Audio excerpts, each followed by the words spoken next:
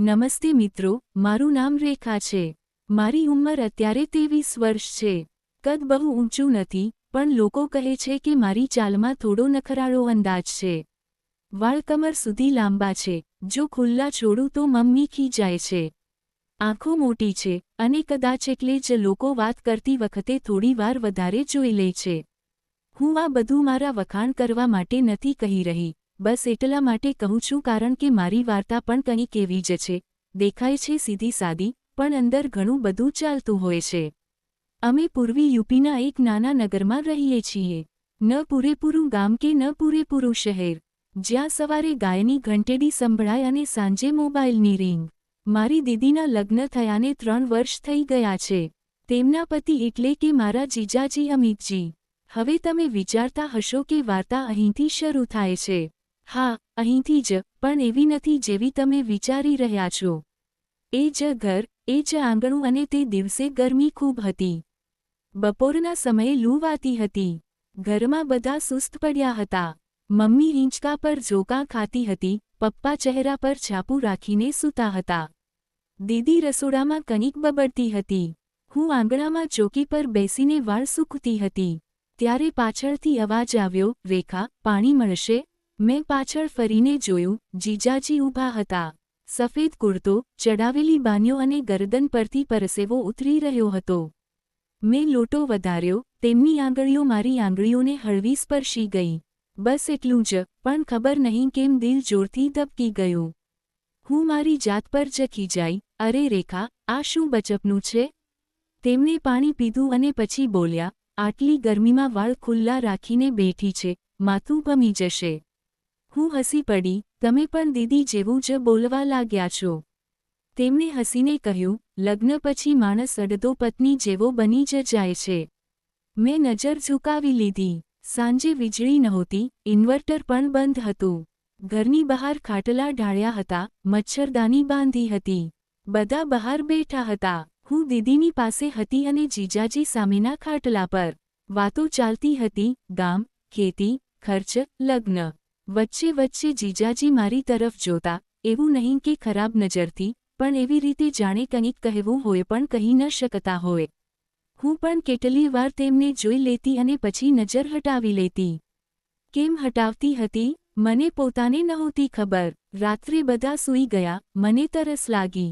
હું જેવી રસોડા તરફ ગઈ, જોયું તો જીજાજી ચૂપચાપ પાણી પી રહ્યા હતા. તેમણે મને જોઈ તો બોલ્યા, ઊંઘ નથી આવતી?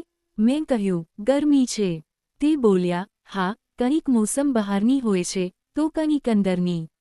હું સમજી શકી નહીં, અથવા કદાચ સમજી ગઈ હતી પણ માનવા નહોતી માંગતી. એક પળ સન્નાટો છવાઈ ગયો. પછી તે પોતે જ બોલ્યા, મારો મતલબ મન ક્યારેક બેચેન રહે છે. મેં ધીમેથી કહ્યું, બધાનું રહેતું હોય છે.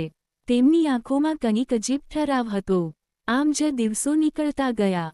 ક્યારેક છત પર કપડાં સૂકવતી વખતે વાત થઈ જતી, તો ક્યારેક આંગણામાં શાક સુધારતી વખતે. કોઈ મોટી ઘટના નહોતી બની, પણ ઘણું બધું વગર બોલ્યે ચાલતું હતું. ક્યારેક લાગે કે જો કોઈ ત્રીજું જુએ તો કહેશે, કંઈક તો છે, પણ જો કોઈ ચોથું જુએ તો કહેશે, ના, કંઈ જ નથી. આ જ આ સંબંધની અજીબ વાત હતી. એક રાત્રે ઘરે મહેમાન આવ્યા હતા. ખૂબ હસી મજાક ચાલી. હું થાકી ગઈ અને છત પર જતી રહી. થોડી વારમાં જીજાજી પણ આવ્યા. બોલ્યા, અહીં શાંતિ છે? મેં કહ્યું, હા. નીચે તો માથું દુખવા લાગ્યું. અમે બંને ચૂપચાપ બેસી રહ્યા. પછી તેમણે ધીમેથી કહ્યું, રેખા, ક્યારેક માણસ ખોટો નથી હોતો, બસ સંજોગો અજીબ હોય છે.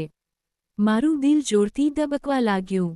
તેમણે આગળ કહ્યું, અને સૌથી મુશ્કેલ ત્યારે હોય છે જ્યારે દિલ અને મગજ અલગ અલગ વાત કરે. તે પળે મને લાગ્યું કે હવે કંઈક થશે. કદાચ એ જ જે તમે વિચારી રહ્યા છો. પણ તેમણે બસ એટલું જ કહ્યું, તું ખૂબ સમજદાર છે, અને નીચે ઉતરી ગયા.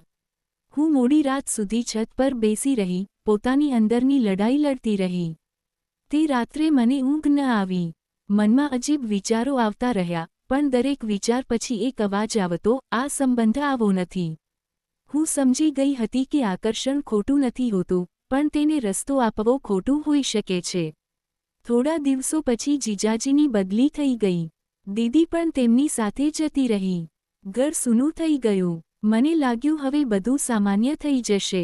પણ જતી વખતે તેમણે મને બસ એટલું જ કહ્યું, રેખા, તે મને એ શીખવ્યું કે દરેક ઈચ્છાને સ્પર્શવી જરૂરી નથી હોતી.